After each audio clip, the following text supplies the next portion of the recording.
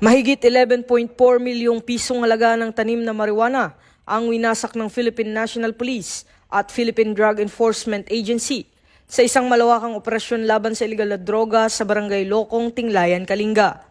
Sa 2 araw na operasyon simula September 28 to 29, 2025, binunot at sinunog ang tinatayang 57,000 na tanim na marijuana, kabilang ang 33,000 na halaman na nagkakahalaga ng 6.6 milyon at 24,000 na halaman na aabot sa 4.8 milyon. Pinangunahan ito ng Kalinga Police Provincial Office kasama ang iba't ibang unit ng PNP at PIDEA Kalinga. Ayon kay PNP Acting Chief Police Lieutenant General Jose Melencio Nartates Jr., patunay ang operasyon na hindi titigil ang pulisya sa kampanya kontra iligal na droga alinsunod sa direktiba ni Pangulong Ferdinand Bongbong Marcos Jr.